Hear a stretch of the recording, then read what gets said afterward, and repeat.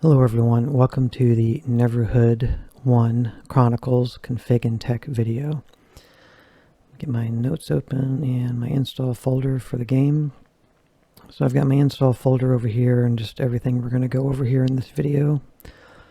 You should have, when you have this set up yourself, you should have a data folder, the executable, and I believe that these other files you won't have just yet in your folder, and this is just a folder for me pertaining to this video. But yeah, this is everything. I mean, it's a pretty small game. You're only looking at about 609 megs, give or take. So in this video, we'll be setting up the Neverhood 1 Chronicles general and advanced settings where needed. This will hopefully put the game in the best playable state that it can be. Any links that are covered will be in the description of this video.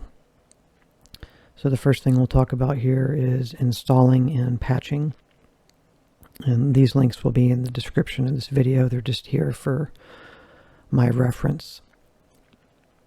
As mentioned already in my introduction video for the Neverhood 1, you can't find this game on Steam or GOG.com. So however you manage to get a hold of the game, have your data files ready to go. This section of the video is going to be a combination of installing the game and patching it at the same time. The modder Ranger KOC, who made the patch 1.2, has provided a step-by-step guide on how to install and patch the game. So instead of writing it all out here, we'll just reference his information. So let's take a look at the patch 1.2 information together on the mod site. So I'm just going to bring up my web page here, and we're already on it. So this is where the link will take you to download the 1.2 patch. It can be a little confusing as to what you need to do or should click on here, but when you come to a GitHub page like this, if you scroll down and look for releases over here, this is where you will find what you're trying to download. So we'll go ahead and open this in a new tab. So as you can see here, he's made a 1.1 initial release, and then the final current one is 1.2. So the first one came out in 2018, and then this one in 2023. This is all you need to download right here, is the Neverhood patch 1.2.zip, 11.5 kilobytes, nothing crazy. So go ahead and download that. That's your download. But that's generally how you find a mod or whatever the program is you're trying to get from here, is just look for releases. And then this is the main information here. You can look under issues to see anything people have posted about problems with the mod. So let's just read what's on the page here and look at it. So the Neverhood patch. And yeah, this is made by a Russian developer, so as you can see, the text is in Russian. If that happens, just right-click and then translate to English. And there you go. Okay, what the patch does: fixes compatibility issues with operating systems starting from Windows XP. Fixes graphics issues, color distortion, rainbow palette, and flickering problems. Fixes video cutscenes and first-person movement lags. Allows you to play without a CD. Allows you to use files as saves in the directory instead of the registry. Yeah, I guess this game made its actual saves in the registry, but using this patch will create a save folder if you play the game directly through the executable. We're going to be using ScumVM to play this game, so it'll be saving its saves through ScumVM, but if you play it directly just through the install folder with the patch, it'll create a save folder in there with all your saves. And then automatically export saves from registry to directory saves on first launch, right? Because, yeah, you don't want your saves to be put into the registry. It's really weird that games do that, or used to do that. I don't think they do anymore. Alright, installing the game and patch. Create a new directory where the game will be placed.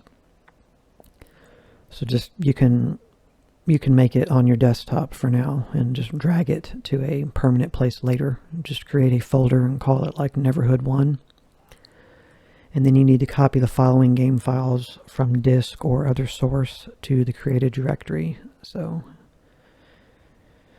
the README text of the game. This, I'm not sure what this file does, but it's a DLL file, so it's obviously necessary. And then the Neverhood Chronicles executable. So put those 3 in the folder you just made.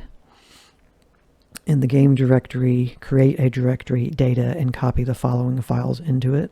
We'll look at it here again.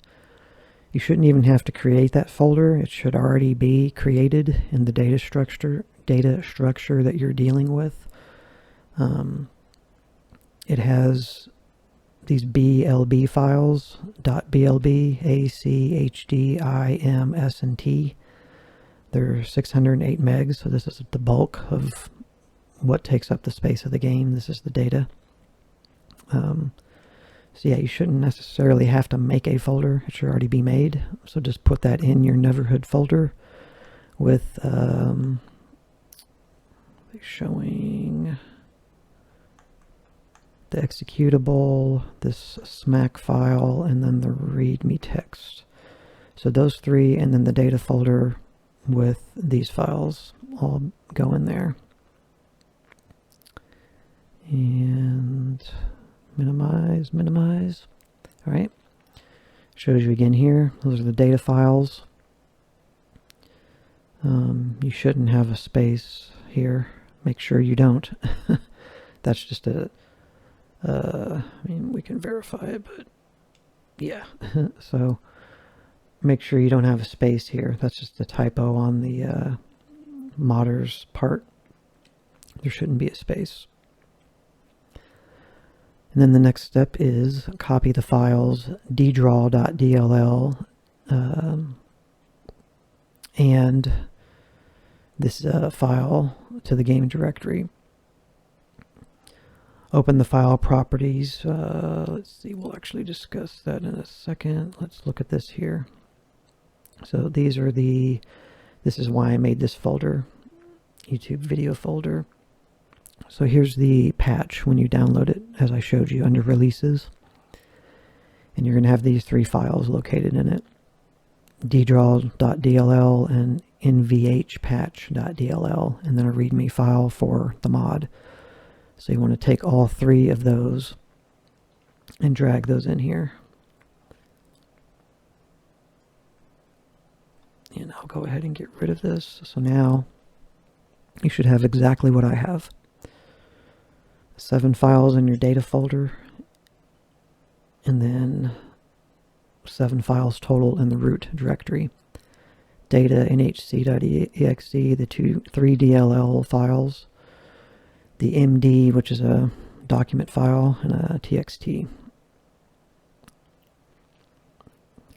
Just as it shows here.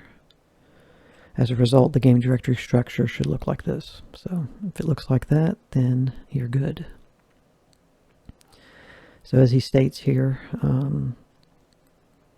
go to the file properties of the executable, go to the that's means compatibility tab, and disable all settings.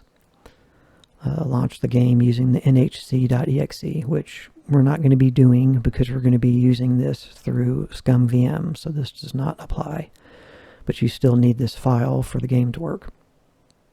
And yeah, just like he says here, in some cases the game may require administration rights. So back to the game folder here, highlight the exe, right click it, right mouse click it, go to properties, click on compatibility, and make sure none of this stuff is checked.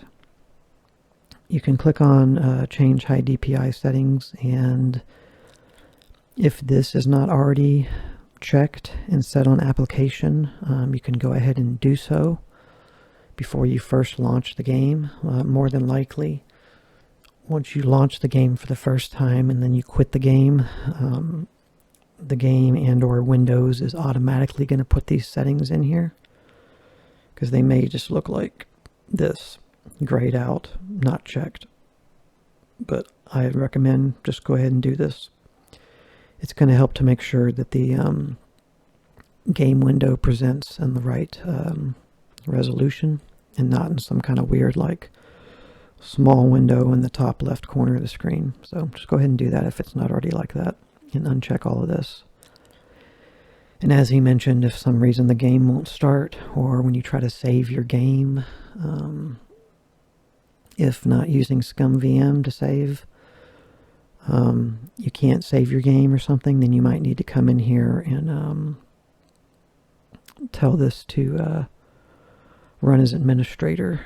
And where is that option? Right there. Run this program as an administrator. Check it and click apply. But don't do that initially, is all I'm saying. You might have to. I didn't have to. Okay.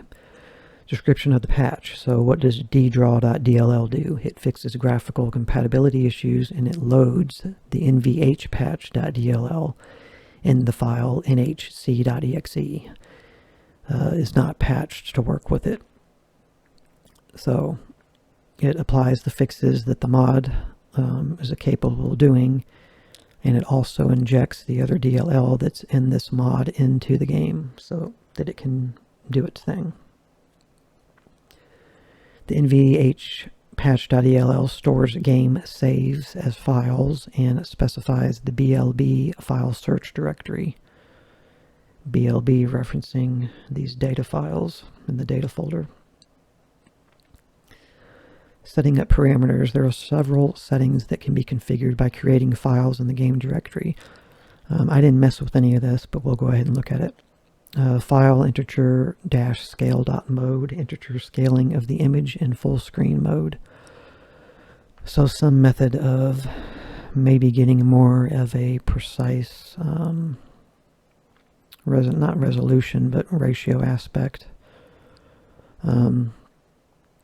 Not entirely sure, but it's relating to how the game presents itself on the screen.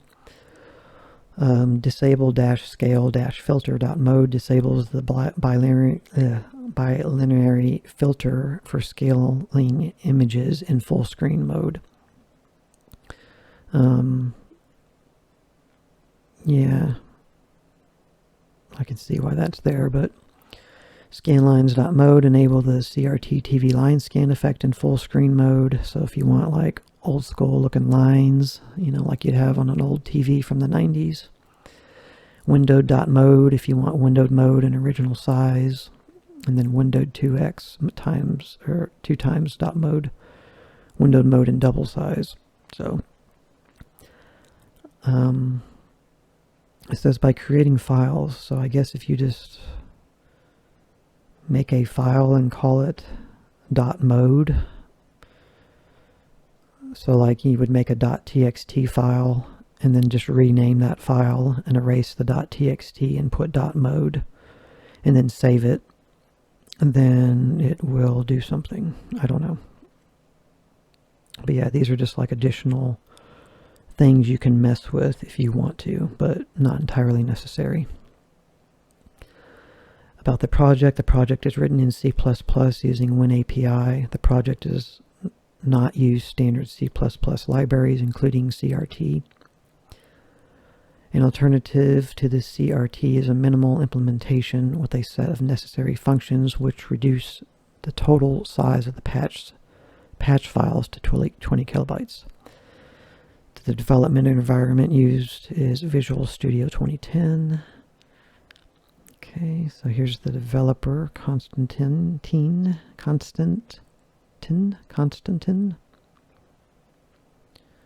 Testing as well as ideological inspirator. Okay. So that basically covers the patch. not very complicated, but I wanted to just go ahead and go over it. And yeah, it's a DirectX and game saving wrapper for Neverhood is basically what this patch is. Okay. So back to our notes here.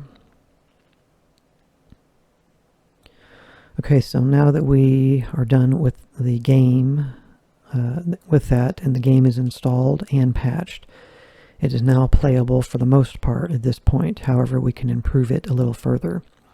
So let's move on to the next section. And as mentioned, you know, all of these links you're seeing, they're all going to be in the description of the Config and Tech video. They're here for my references, so that I can open these links if I need to talk to you about them, and just so that I know what I need to copy and paste into the description of the video later. So you'll get a link to the PCGamewiki for Neverhood, just for fixes, the patch 1.2 information we just looked at, as well as a direct link that takes you right to the patch, which I showed you how to get to from the main page. But okay, so we're going to talk about install ScumVM and configuration. And I got a bunch of links here to the ScumVM site, the compatibility list for games that you can play through ScumVM, the direct download page, and then a video I will discuss of mine talking about configuring ScumVM. Okay, so even with the Neverhood 1 patched, we can use a program called ScumVM as a front end to load the game with more options and fixes. The patch 1.2 lists what it fixes, which we just went over, but ScumVM does not break down what it addresses. That being said, there may be some overlap between patch 1.2 and what ScumVM does, but I do recommend that you use them both together. For example, when playing the game without ScumVM, the frame rate is locked to around 20 FPS, causing the mouse cursor in the game to not move very smoothly. And this is a point-and-click mouse ran game. When playing the game through ScumVM, the frame rate is still around 20 FPS as before. When you move your mouse around, though, the frame rate will increase up to 60 FPS, making the mouse movement nice and smooth. So there's a benefit right there. ScumVM is not hard to use or set up, and it provides options that you won't have manually, or normally, I should say. Now let's look at the ScumVM site, and I will show you how to download it and some other useful information. Let me get this up to the next part. Okay. Minimize. Okay, so when you go to the ScumVM site, scumvm.org, you're presented with this page. So just to be brief, ScumVM is an interface. You could call it, it stands for Script Creation Utility for Maniac Mansion Virtual Machine. Maniac Mansion is an old point-and-click game. It came out on PC originally, and there was a port, pretty popular port on the NES, which is, if you played Maniac Mansion, most people probably played it on the NES first, depending on how old you are. But ScumVM is, I wouldn't necessarily call it or consider it a emulator. I consider it more to be a front-end loader. But it tells you right here. We'll go ahead and read it.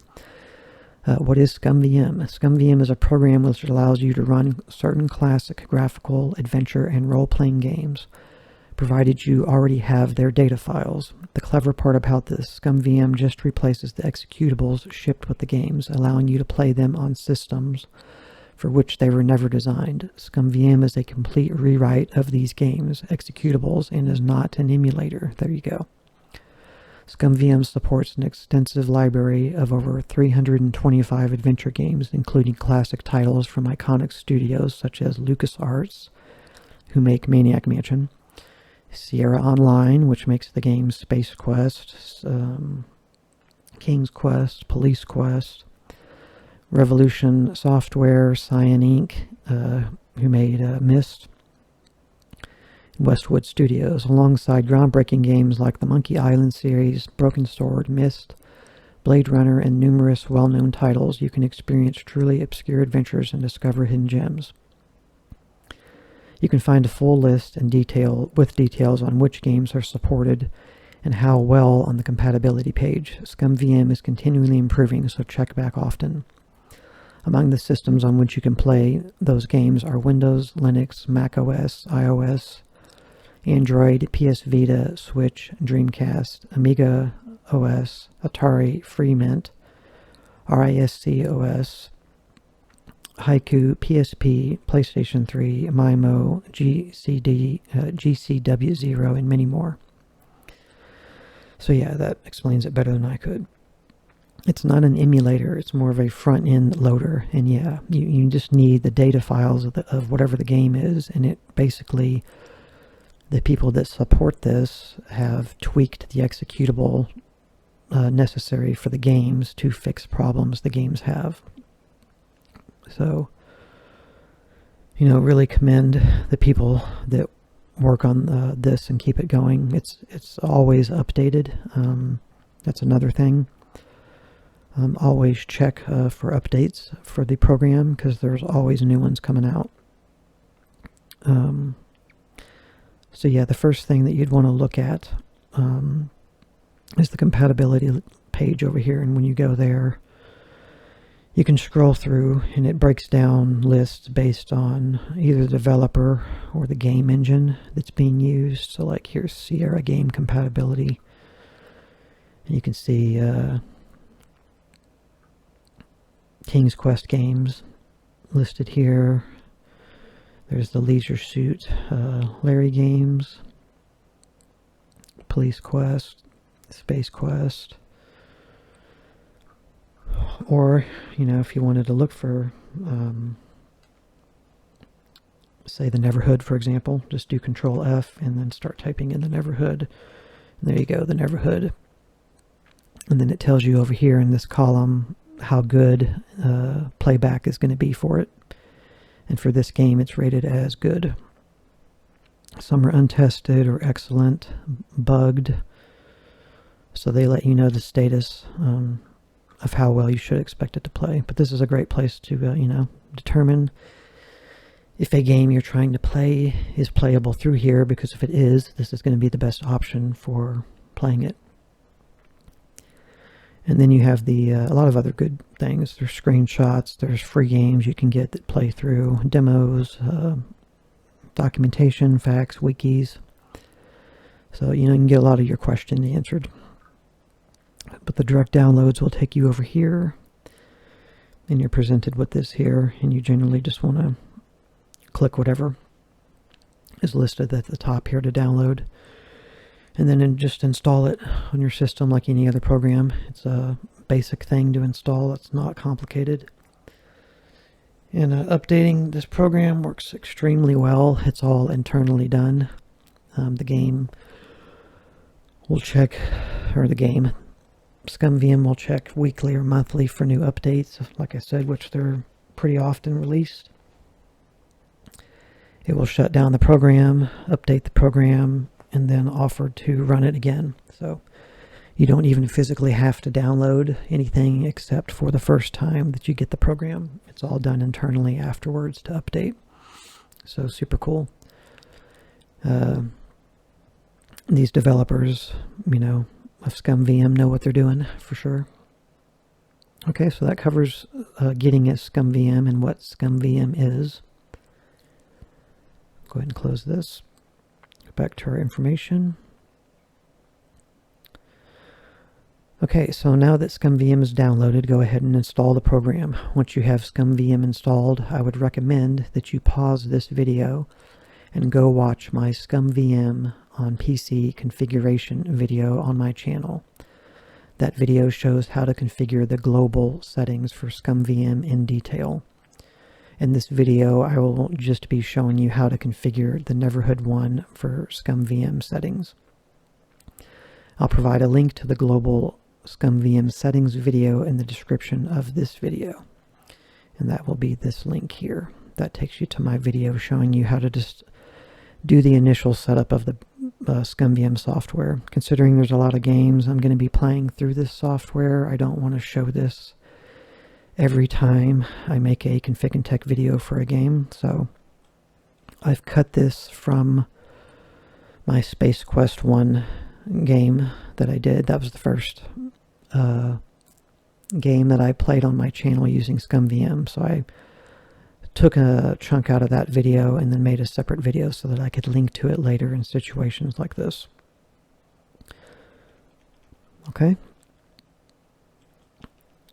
So, okay, now that you have ScumVM properly configured, installed, patched, and configured, let's go into the program and configure the Neverhood 1.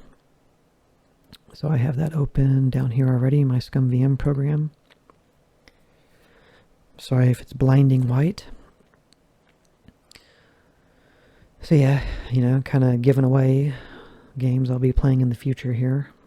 I've already played this game and I've uninstalled the game, so now ScumVM can't find the files. That's why this one is grayed out. And that's why a game will look grayed out. It's not because anything's wrong, it's just because the files are not there anymore because you've removed them. And I've obviously played King's Quest 1 and Space Quest 1 so far, so I've labeled those as played. And then these other ones I will hopefully get to in the future. And here's the Neverhood, what we'll be talking about. And as you can see, it always shows you what the current version is. I don't think this will show you when you click the question mark. No. Click the question mark, but it always shows you what version you have installed. I will show you a few global settings here just because it's important. If you click About, it gives you more information here. You can use the scroll wheel to, so here's the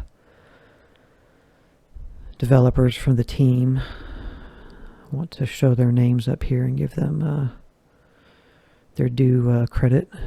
Clicked off of it. Just so you can see who's responsible for making this. So props to these guys.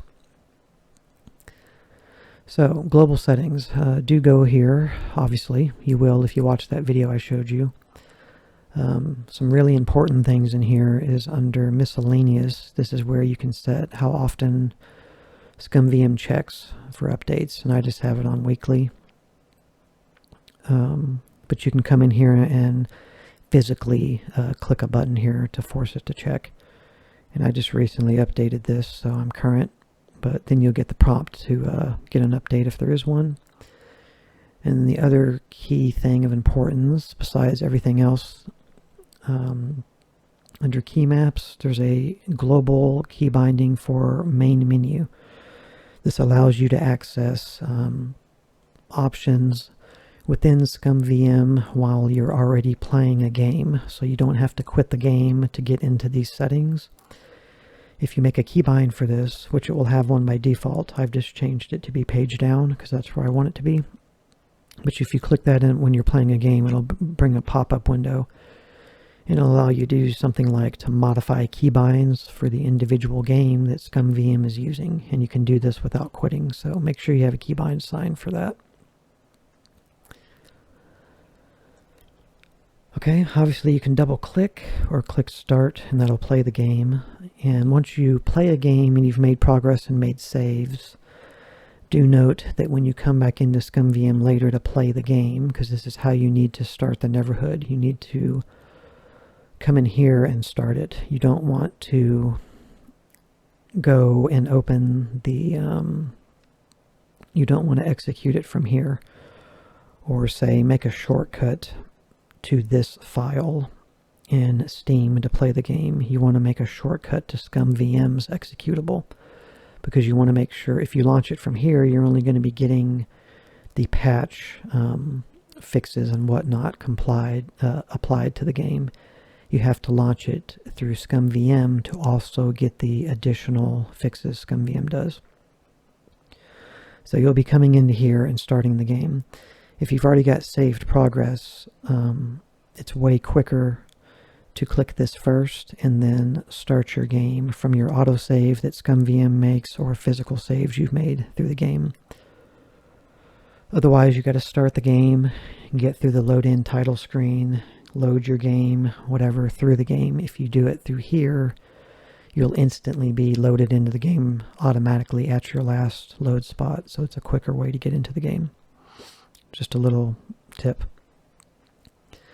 So what you'll do to add the Neverhood is you want to click Add Game. And I've already got it in here, but you click Add Game. It'll open up a window looking for what you'll presume to be the nhc.exe. So you would have to go and locate, where you installed the game, which for me is in my D drive, My Games, Neverhood 1. That's where I've installed it.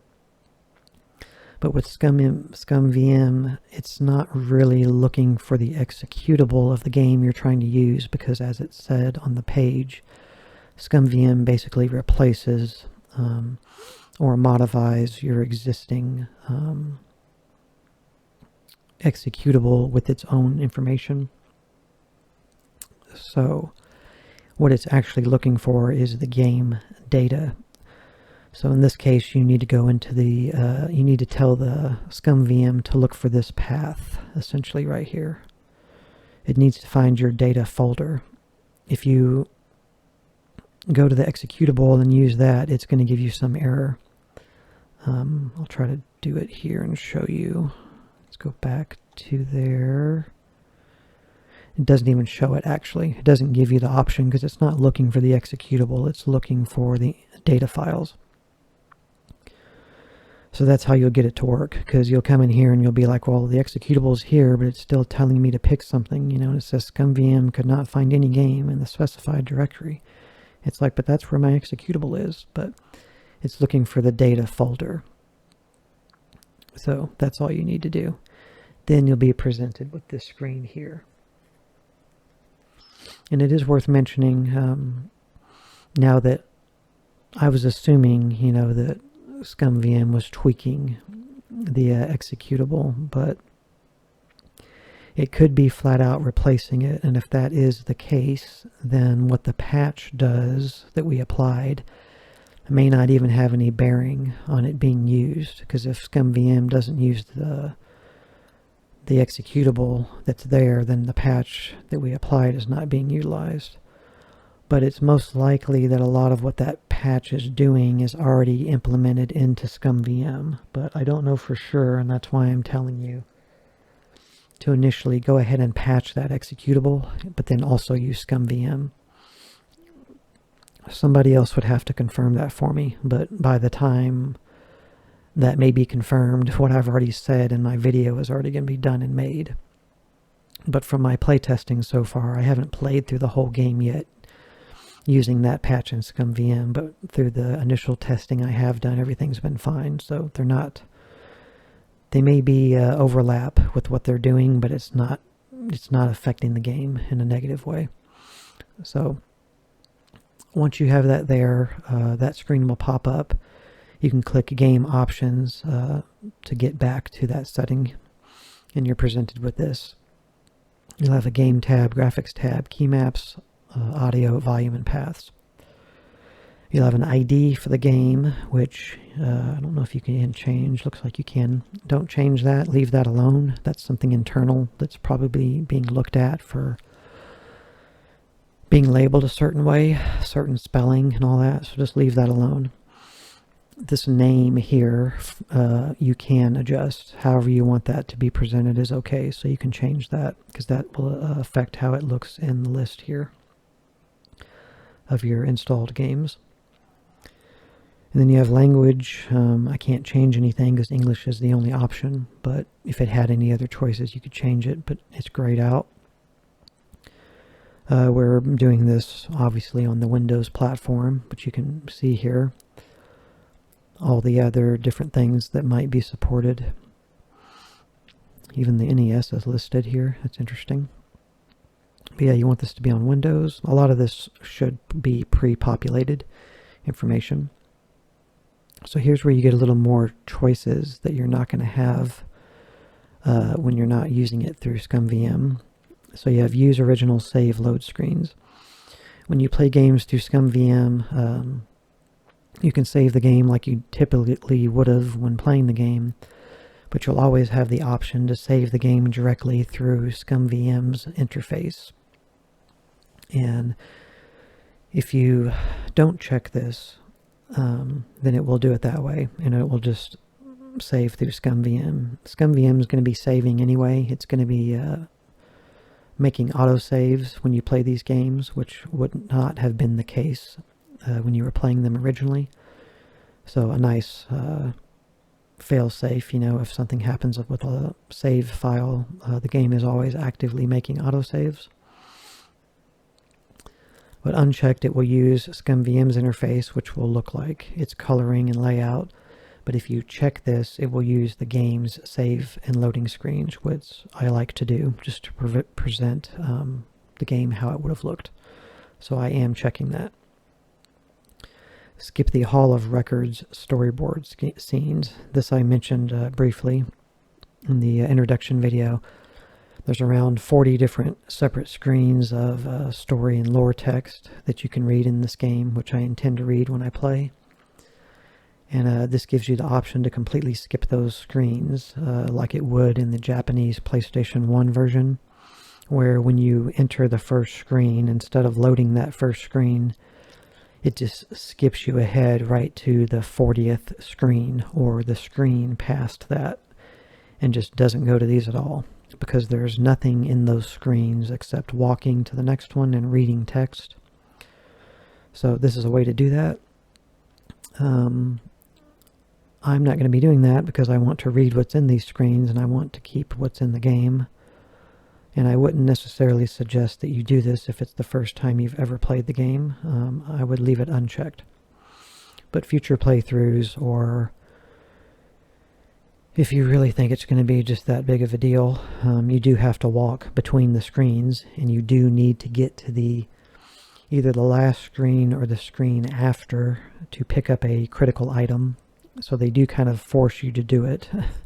You don't have to read what's in the screens, but you do have to do the walk, and I'm not sure how long walking from one end to the next takes, and then you have to walk from that end all the way back to the beginning again, so there is time loss. But anyway, the next thing is scale the making of videos to full screen. There's a making of the Neverhood video that's around 15 or 20 minutes, I think, and we'll be watching that after we play through the game in its entirety. It'll be a extra video at the end of the gameplay videos, and this will make it so that it is full screen 4:3 ratio, because normally it's kind of in a shrunken small box with bars on the left and right and the top and the bottom. So this will scale that video to be as large as the gameplay videos will be. It's a pretty low quality video, so when we do watch it, it's going to be not just, well, it's going to be pixelated, and even more so because I'm going to be full screening it to 4:3, but it'll look better in line with the gameplay videos. So I would advise checking that, and then repeat useful Willie's hint. So there's a character in the game called Willie that helps you out, and he's a friendly character. It's been a long time since I played this game, and I don't remember exactly what this hint is referencing. And it may be something that is only said like one time or easily missed. And I'm going to go ahead and leave this checked so that it's repeated, just so any help we can get in the game we can get. But this may be not something that was repeated in the actual standard game, so the fact that it's being repeated is just to make it more helpful, but probably a ScumVM only feature. But this is what I'm leaving checked here for the game tab. Okay, the next screen is graphics. So I'd say go ahead and click override, even though I'm using defaults. Just go ahead and enable it. I will mention here in the graphics mode, you'll have a SDL surface option. This represents DirectX or Direct 3D, like DirectX, 9, 11, whatever your talking about per the game, and then OpenGL. These games through ScumVM and the default setting in general cases, I think, will always pick OpenGL as the default. I think this game is running in OpenGL. I could be wrong though. I think this game might pick the SDL Surface DirectX option. But I think when I played the Sierra games, I think OpenGL was the default. But you would say to yourself, in most cases, DirectX would be the better option to just make as the global standard, because it's generally perceived as being better than OpenGL. OpenGL is more of a Macintosh, Apple API that's popular, whereas DirectX is more popular overall, and definitely more overall popular now and used in PC gaming. IBM PC gaming. But because these are older games that are played and DirectX 11 is so new, it's not necessarily best to just pick a predetermined option like that, even though DirectX is typically better. It's best to leave it on default and let either ScumVM pick or the game itself pick. And if you don't have any issues or really any frame rate problems, then just leave it alone. There's no reason to really specify it. So just pick override, leave it on default. Leave shader on none, and you can have an option to download shaders to implement if there is any. But we're not messing with any of that. So the next option is aspect ratio correction. You want to do this so that your aspect ratio is correct. And then you have full screen mode. I always advise, in most cases, to always play any game in full screen mode because it'll get you the best frame rate that you can get. But I do understand if you need to Alt-Tab or switch between different things, then you might want to run in windowed mode, because a lot of games will crash or freeze if you try to Alt-Tab or switch when in full screen mode. So I do understand the necessary reason for people wanting to run full screen, but I'm saying from a technical aspect of getting the most frame rate and having the game run smoothly, always try to run full screen mode if you can. Filtered graphics, we're not going to filter any graphics because that will apply any shaders or anything you might want, onto the game, which would not make the game look like it would by default. So I would recommend off. VSync is something I always would recommend that you use. Wait for the vertical sync to refresh the screen in order to prevent screen tearing artifacts. This is very important. I'm actually going to bring this up here.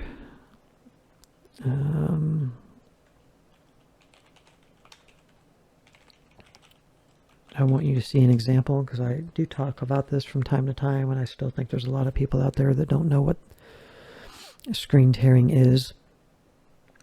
I want to talk about it. Screen tearing is a visual artifact in video display where a display device showing information from multiple frames in a single screen draw. The artifact occurs when the video feed to the device is not synchronized with the display's refresh rate. That can be caused by non-matching refresh rates, and the tear line then moves as the phase difference changes. So essentially you see it when there's movement, when you move the camera in a game. And here's an example. You zoom in on it here. So tear point.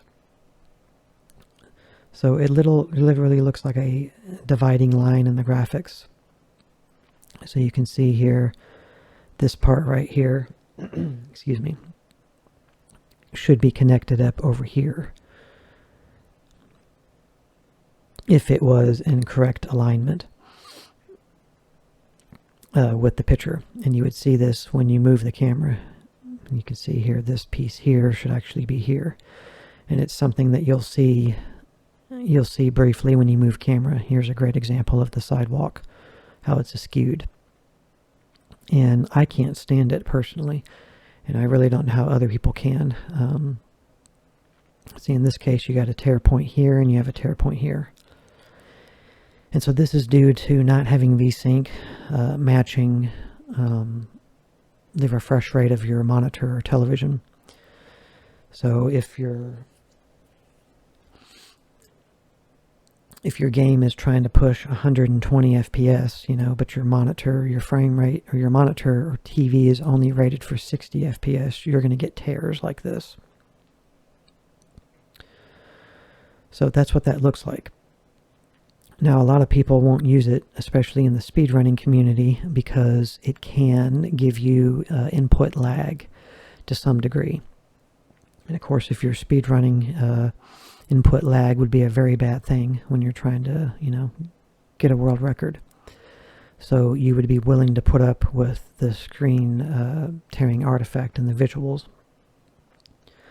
But in most general cases and in non-speedrunning situations, the input lag that you may get, you're not always going to get it, but that you might get will be very minimal, and you would rather have a better visual. So I would always recommend using VSync. If you have a monitor that is G-Sync rated, then VSync should automatically be applied, and you won't need to do this. But you can apply it directly here through ScumVM, and you can also go into your, like, say, NVIDIA graphics card control panel, add a profile for, I guess, just ScumVM directly, and you could set VSync to be on through there, excuse me. So anyway, that's that. Then you have Game 3D Renderer, and that's where you can pick some of these options, and then 3D anti-aliasing. You can mess with some of that. I would just advise to leave that on default. You can try to force some of this here if you would like, but in the case of like the Neverhood, it's meant to have some pixelization just based on how the graphics looked back then. So these are my recommended settings for this game, and this would pretty much apply to any game. There's nothing special here. This game doesn't have anything special. So now we'll move on to key maps. These don't really matter what you set as your key maps. These are just mine. But you'll have a left click, a middle mouse click, a right click, a pause, a game menu, a skip, line skip, predictive input dialog, confirm, and then you have up, down, left, and right. And these are all pertaining to the Neverhood particularly, not the global. You'll have to go into global option keybinds like I showed you. But everything you do in this game is left clicked for the most part.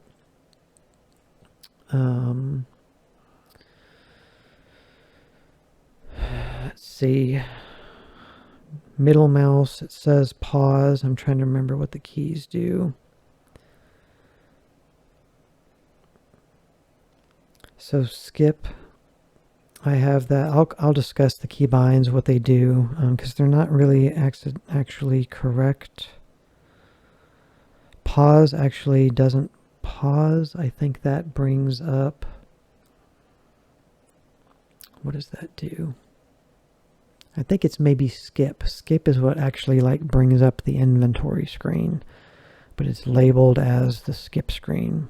Game menu doesn't actually bring up the game menu when you press F5. And I've made my right mouse button bring up the inventory screen. And then the pause button is skip, so it'll skip like the intro screen and things like that. Those are the main three important keybinds, is the left click for movement in my case, the right click for inventory screen, which the game doesn't have really an inventory, but that brings up your option screen to save the game and adjust different things. You'll see. I'll explain it further. But like I said, when you make the global keybind to bring up a menu in there, let me go in there and show you again. When you set this global menu here, when you press that in the key maps, it basically brings up this screen and allows you to change these if they're not right.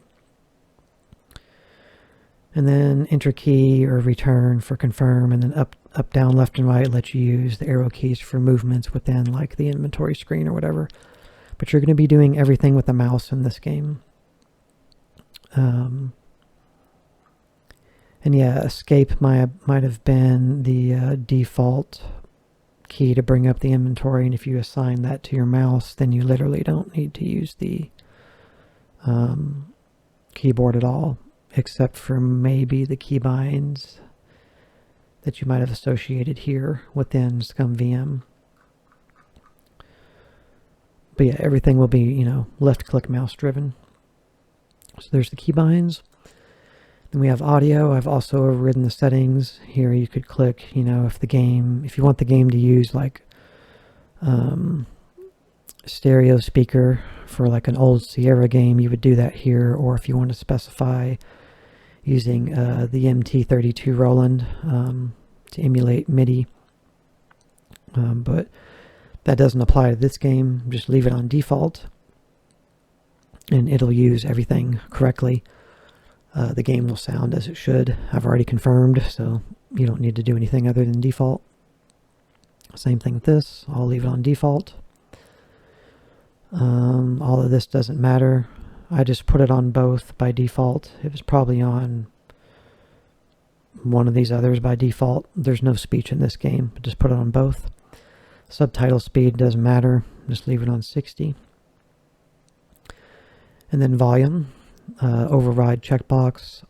These are usually set to like, I don't know, 100 or 125. I always just go in here and max them out to 256 so that the game will be as loud as it possibly can.